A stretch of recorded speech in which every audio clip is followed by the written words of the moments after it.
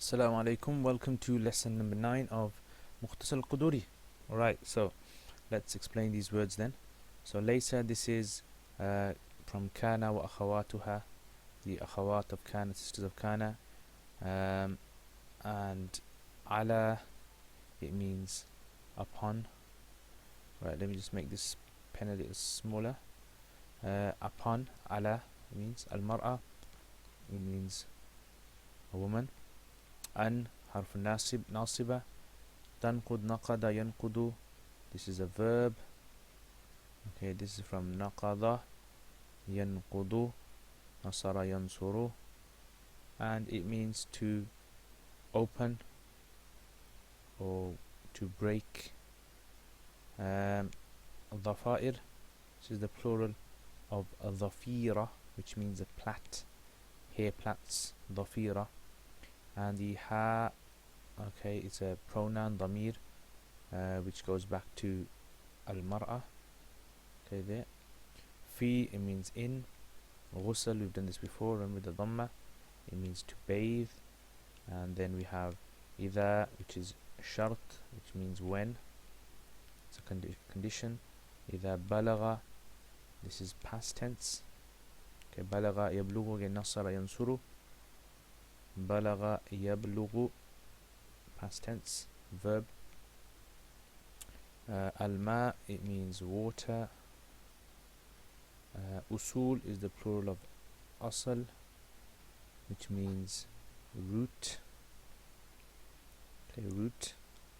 And sha'r, the fatha on the sheen, means hair.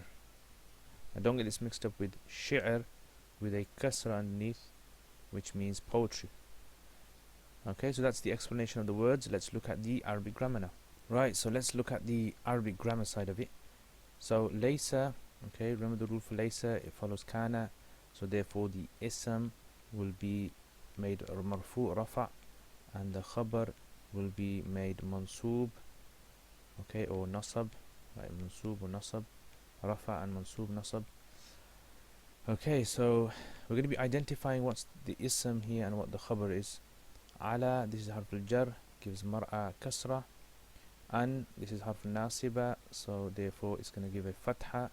Nasiba means that it gives a fatha to the verb after it. And the fa'il, right, of tanqud, ta, mu'annath, this is mu'annath, it actually goes back to mar'a. So the mar'a here, okay, her, she, the fa'il is the here that goes back to al-mar'a. So that, therefore, dhafa'ir, raha, fatha, because this is maf'ul bihi. In other words, what is being opened? What is the woman opening? Her plaits. So therefore, ha, this ha over here, this goes back to mar'a. Okay, the pronoun goes back to mar'a, woman.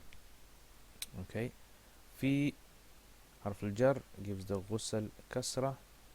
Idha, this is harf al-shart, and the shart requires a jaza, which we'll talk about in a bit. Balagha is a fi'l madhi, past tense, he and or it, and the fa'il of it is actually here, the ma. Okay, that's the fa'il of it. Balagha, so the water and the reaches. What reaches? The water reaches. Where does it reach? This is the maf'ul bihi.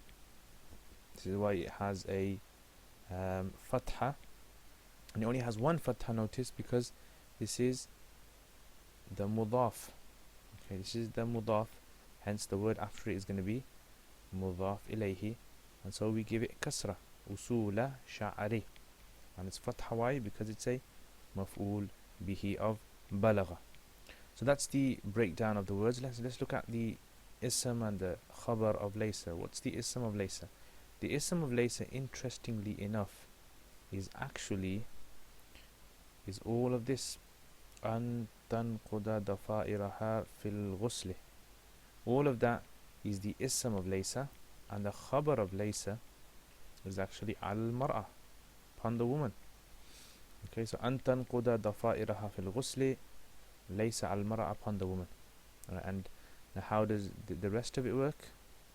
So إذا بلغ الماء usul al-sha'ri, all of this is considered to be the shart, or write in Arabic, the shart, and its jaza is actually all of this. So in other words, you would read it like this normally: either when water reaches the roots of the hair, it is not upon a woman to open her plaits.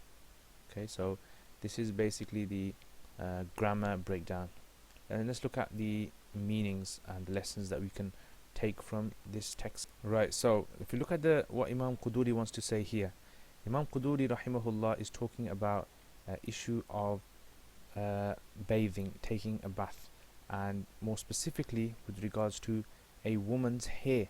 In other words, we know that a person must, wash the entire body. Okay, the question is, what about the woman's hair? Okay, what about hair of woman?